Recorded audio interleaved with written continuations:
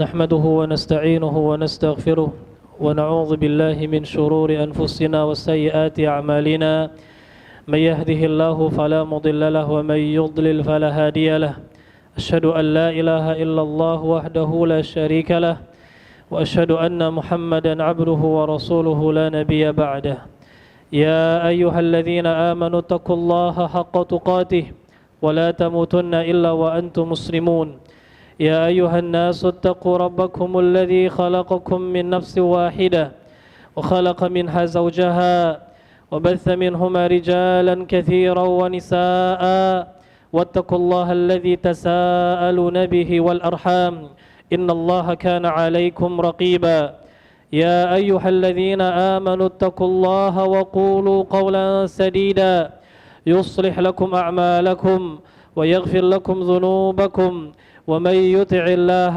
ورسوله فقد فاز فوزا عظيما أما بعد فإن أصدق الحديث كتاب الله وخير الهدى هدى محمد صلى الله عليه وسلم وشر الأمور محدثاتها وكل محدثة بدعة وكل بدعة ضلالة وكل ضلالة في النار. Ma'asyiral muslimin sedang salat Jumat rahimani wa rahimakumullah.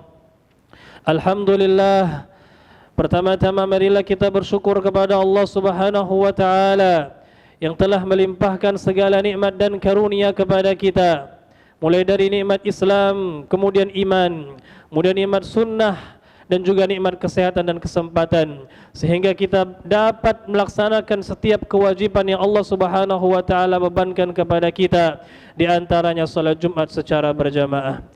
Kemudian salawat beriringkan salam mudah-mudahan selalu tercurahkan kepada suri tauladan kita, qudwah hasanah bagi kita bersama, yaitu Nabi Muhammad sallallahu alaihi wasallam beserta keluarga beliau, sahabat beliau dan orang-orang yang senantiasa mengikuti beliau hingga akhir zaman kelak. Kaum muslimin rahimani wa rahimakumullah. Di sini kami mengajak kita semua agar senantiasa kita meningkatkan ketakwaan kita kepada Allah Subhanahu wa taala. Takwa dalam artian menjalankan segala perintah Allah Subhanahu wa taala dan menjauhi segala larangan Allah Subhanahu wa taala. Ma'asyiral muslimin, sidang salat Jumat rahimani wa rahimakumullah. Di antara sebuah keniscayaan adalah setiap manusia adalah merasa menyesal tatkala dia tidak mendapatkan apa yang dia inginkan dari perkara dunia ini. Maka ini adalah tabiat basyariyah. Ini adalah sifat manusiawi yang setiap orang pasti pernah merasakannya. Menyesal dari apa yang tidak bisa dia dapatkan di dunia ini. Akan tetapi kaum muslimin rahimani wa rahimakumullah, di dalam Islam kita tidak diperbolehkan terlalu berlarut-larut merasakan penyesalan, kegalauan dari apa-apa urusan dunia yang tidak kita dapatkan. Dan pada khutbah singkat yang InsyaAllah diberkahi oleh Allah Subhanahu wa taala siang hari ini akan kita jelaskan sebuah hadis Rasul sallallahu alaihi wasallam yang menjadi penyemangat bagi kita bersama agar jangan sampai kita merasa larut dalam penyesalan dan kegalauan dari apa-apa urusan dunia yang tidak kita dapatkan. Di dalam sebuah hadis Rasulullah sallallahu alaihi wasallam pernah bersabda, "Arba'un idza kunna fika fama alaika ma fataka minad dunya."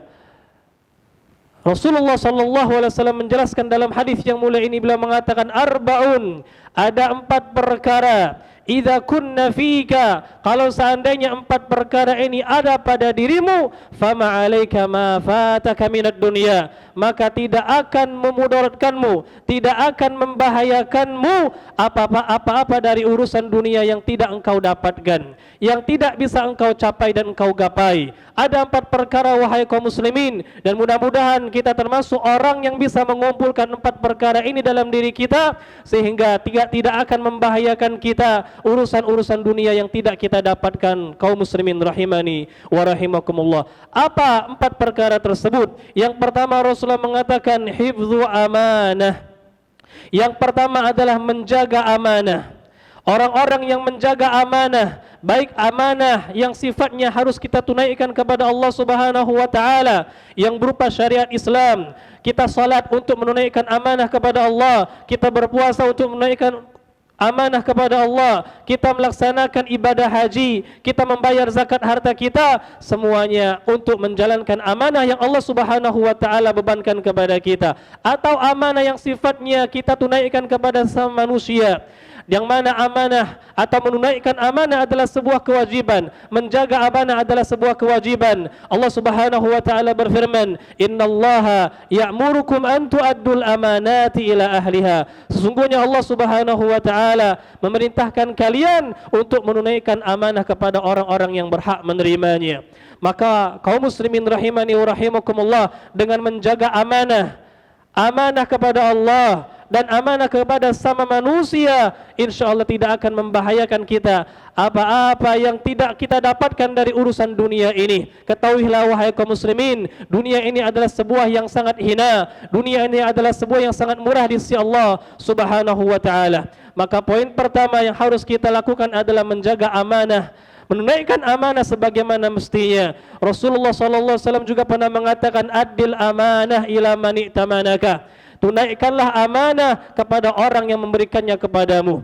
Dan amanah adalah sebuah yang besar yang Allah Subhanahu wa taala pernah tawarkan, yang Allah Subhanahu wa taala pernah ingin berikan kepada langit dan bumi dan kepada gunung-gunung, akan tapi mereka tidak bisa memikulnya. Wa asfaqna minha, dan mereka takut untuk memikulnya. Wa hamalahal insan innahu kana zaluman jahula, akan tapi manusia berani memikul amanah, sungguh manusia itu adalah makhluk yang zalim lagi bodoh, kata Allah Subhanahu wa taala. Maka ini poin pertama, jaga amanah yang diberikan kepada kita. Poin yang kedua, kata Rasul sallallahu alaihi wasallam adalah sidqu hadis. Berkata jujur wahai kaum muslimin. Kejujuran adalah sebuah sifat yang sangat mulia, dan sebaliknya lawan dari jujur adalah dusta dan bohong, adalah sifat yang sangat tercela. Tidak ada salah satu nabi pun kecuali menjelaskan kepada umatnya bahwasanya jujur adalah sifat terpuji dan bahwasanya adalah bohong sifat yang tercela. Wahai kaum muslimin rahimani wa rahimakumullah, maka sudah sepantasnya kita sebagai kaum muslimin, kaum mukminin yang beriman kepada Allah, beriman kepada hari akhir, dan yang mengaku sebagai umat Muhammad sallallahu alaihi wasallam, untuk menjadi orang yang jujur di dalam ucapannya, di dalam perkataan dan di dalam perbuatannya. Dan kejujuran wahai kaum muslimin, meskipun pahit di awal, akan tetapi dia manis di akhirnya. Bagaimana kita mengetahui kisah Ka'ab bin Malik, yang mana beliau radhiyallahu an pernah tidak ikut peperangan bersama Rasul sallallahu alaihi wasallam tanpa uzur. Kemudian beliau ditanya oleh Rasulullah, beliau tidak berbohong, beliau jujur mengatakan yang sebenar-benarnya. Kemudian Allah Subhanahu wa taala menerima taubat beliau radhiyallahu an. Maka kejujuran meskipun pahit di awal, akan tapi akhirnya akan berbuah manis rahimani wa rahimakumullah. Kemudian yang ketiga, poin ketiga kata Rasul sallallahu alaihi wasallam, yang ada, kalau ada pada diri kita, maka tidak akan membahayakan hal-hal yang tidak kita dapatkan dari urusan dunia ini. Kata beliau, wa iffatu tu'matin, atau sebelumnya beliau mengatakan wa husnu khaliqatin, dan akhlak yang terpuji. Orang yang memiliki akhlak yang mulia, akhlak yang terpuji, orang yang beruntung. Sebagaimana dalam hadis-hadis yang sangat banyak, Rasulullah sallallahu alaihi wasallam menjelaskan keutamaan akhlak yang terpuji. Di antaranya sabda beliau sallallahu alaihi wasallam, beliau pernah mengatakan, akmalul mu'minina imanan ahsanuhum khuluqa. Orang beriman yang paling tinggi atau yang paling sempurna imannya, orang beriman yang paling sempurna keimanannya adalah orang yang paling baik akhlaknya. Maka akhlak yang terpuji, ikhwan fillah rahimani wa rahimakumullah, adalah salah satu barometer ukuran keimanan seseorang. Apabila orang yang tidak berakhlak, sungguh imannya tidak akan pernah sempurna di sisi Allah Subhanahu wa taala. Maka kalau kita ingin menjadi orang yang sempurna imannya, orang yang beriman dengan iman yang kokoh di sisi Allah Subhanahu wa taala, fa ahsinu akhlaqakum, maka perbaikilah akhlak-akhlak kita. Dengan kita memperbaiki akhlak kita, mudah-mudahan Allah Subhanahu wa taala memberikan keimanan yang kokoh kepada kita hingga akhir hayat kita. Dan sungguh tidak ada suatu hal yang sangat berharga yang akan kita bawa bertemu kepada Allah Subhanahu wa taala melainkan iman yang kuat dan sempurna. Karena dengan keimanan tersebut kita akan dijadikan orang-orang yang dimasukkan ke dalam surga Allah Subhanahu wa taala. Iman adalah kunci surga. Dengan beriman kepada Allah Subhanahu wa taala, seorang akan dimasukkan ke dalam surga Allah Subhanahu wa taala. Dan memang keimanan bertingkat-tingkat. Orang yang masuk surga tanpa hisab dan tanpa azab adalah orang yang paling sempurna keimanannya. Dan sekali lagi, tidak akan sempurna keimanan seorang hamba kecuali dia menjadi orang yang berakhlak mulia dan berakhlak terpuji di hadapan Allah dan di hadapan manusia. Maka perbaiki akhlak kita wahai kaum muslimin dengan akhlak yang mulia, insyaallah iman kita akan sempurna. Kemudian perkara yang keempat, kata Rasulullah sallallahu alaihi wasallam, yang kalau ada pada diri kita maka tidak ada urusan dunia ini yang membahayakan kita. Kata beliau, wa iffatu tu'matin, dan makan dari makanan yang halal. Kaum muslimin rahimani wa rahimakumullah, camkan baik-baik, jangan sampai perut kita ini dimasukkan makanan-makanan yang haram. Karena makanan yang haram, sebagaimana kata Rasul sallallahu alaihi wasallam, itu atau daging yang tumbuh dari harta yang haram itu lebih berhak dimasukkan ke dalam neraka Allah Subhanahu wa taala. Rasulullah pernah mengatakan, ayyuma lahmin nabata min suhtin fannaru aula bih. Setiap daging yang tumbuh dari harta yang haram, dari sesuatu yang haram, maka api neraka lebih layak untuknya, kata Rasulullah sallallahu alaihi wasallam. Maka perhatikan makanan kita, jangan sampai ada makanan yang masuk ke perut kita dari harta yang haram. Begitu pula jangan sampai kita memberikan makanan kepada keluarga kita, anak istri kita dari harta-harta yang haram yang diharamkan oleh Allah Subhanahu wa taala. Baik harta itu haram zatnya ataupun harta itu haram dengan cara mendapatkannya, semuanya haram.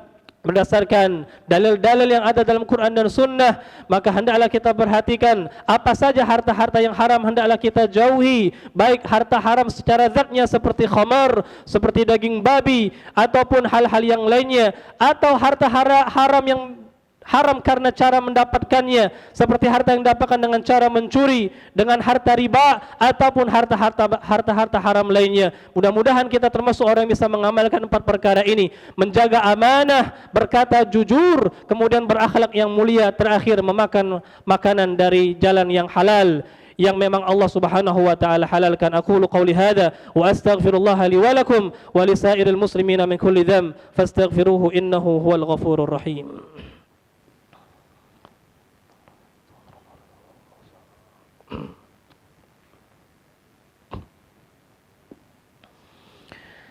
Alhamdulillahi Rabbil Alamin, wabihi nasta'inu ala umuri dunya wad din, wassalatu wassalamu ala ashrafil anbiya'i wal mursalin, nabiyyina Muhammadin wa ala alihi wa sahbihi ajma'in, amma ba'd. Ibadallah, setelah kita mengetahui keempat perkara tadi, maka hendaklah kita berusaha untuk mengamalkannya. Mudah-mudahan kalau kita bisa mengamalkan 4 perkara tadi, menjaga amanah dengan sebaik-baiknya, berkata jujur dan berusaha terus untuk jujur, kemudian berakhlak dengan akhlak yang terpuji, dan terakhir memakan makanan yang halal yang dihalalkan oleh Allah Subhanahu wa taala dan Rasulnya. Kalau kita bisa mengamalkan 4 perkara tadi, mudah-mudahan benar apa yang dikatakan Rasulullah SAW akan kita rasakan, yaitu fala alaika ma fataka minad dunya, tidak akan membahayakan kita apa-apa yang tidak kita dapatkan dari urusan dunia ini. Ibadallah, wasiat terakhir sebelum kita tutup khutbah kita, hendaklah kita bertakwa kepada Allah Subhanahu wa taala dalam berpegang teguh dengan ajaran-ajaran Rasulullah sallallahu alaihi wasallam. Di antara amalan-amalan, di antara perbuatan-perbuatan yang dilarang di dalam syariat Islam adalah tasyabbuh bil kufar, menyerupai orang-orang kafir. Dan kami ingatkan kepada diri kami dan juga kepada kaum muslimin sekalian agar jangan sampai kita ikut-ikutan merayakan tahun baru, karena itu bukan bagian dari Islam. Merayakan tahun baru Masehi yang merupakan ajaran orang-orang Masihin, orang-orang Nasara, orang-orang Kristen. Adapun kita umat Islam memiliki kalender tersendiri, maka hendaklah kita bertakwa kepada Allah Subhanahu wa taala, jauhi hal-hal yang bisa mendatangkan murka Allah Subhanahu wa taala. Ditambah perayaan-perayaan tersebut dihiasi dengan perkara-perkara yang haram lainnya, mulai dari berfoya-foya, membuang-buang harta dengan cara membakarnya berupa petasan dan kembang api, ini merupakan tindakan mubadzir yang dibenci oleh Allah Subhanahu wa taala, perbuatan syaitan. Wahai kaum muslimin rahimani wa rahimakumullah, betapa banyak juga pada malam itu orang melakukan maksiat, berzina, meminum khamar dan hal-hal yang lainnya. Maka kita jauhi kaum muslimin rahimani wa rahimakumullah, bertakwa kepada Allah Subhanahu wa taala dalam diri kita dan bertakwa kepada Allah Subhanahu wa taala pada anak-anak kita dan keluarga kita. Ajak mereka untuk di rumah saja, jangan keluar pada malam tersebut untuk merayakan hal-hal yang tidak ada aturannya di dalam Islam, untuk memaksiati Allah Subhanahu wa taala, takut kepada azab Allah Subhanahu wa taala, takutlah kepada murka Allah Subhanahu wa taala. Cukuplah negeri ini ditimpa sekian banyak musibah, maka jangan sampai kita tambahi dengan maksiat-maksiat ya wahai kaum muslimin, sehingga Allah Subhanahu wa taala akan terus menurunkan musibah-musibah yang sangat banyak kepada kita. Ibadallah, innallaha ya'murukum bi amrin bada'a fihi bi nafsihi wa thanna bi malaikati wa thalatha bikum ayyuhal mu'minun faqala innallaha wa malaikatahu yusalluna 'alan nabi ya ayyuhalladhina amanu sallu 'alaihi wa sallimu taslima. Allahumma salli 'ala Muhammad wa 'ala ali Muhammad kama sallaita 'ala Ibrahim wa 'ala ali Ibrahim innaka Hamidum Majid. Allahumma arda 'anil khulafa'ir rasyidin Abi Bakr wa Umar wa Uthman wa Ali وعن سائر الصحابة أجمعين برحمتك يا أرحم الراحمين. اللهم اغفر للمسلمين والمسلمات والمؤمنين والمؤمنات الأحياء منهم والأموات إنك أنت سميع قريب مجيب دعوات يا قاضي الحاجات. اللهم أعز الإسلام والمسلمين وأذل الشرك والمشركين. اللهم وفق المسلمين لما تحبه وترضى يا رب العالمين. اللهم وفقهم لما تحبه وترضى يا رب العالمين. اللهم وفقهم لما تحبه وترضى يا رب العالمين. ربنا آتنا في الدنيا حسنة وفي الآخرة حسنة وقنا عذاب النار وقنا عذاب النار وقنا عذاب النار. وصلى الله على نبينا محمد وعلى آله وصحبه أجمعين والحمد لله رب العالمين.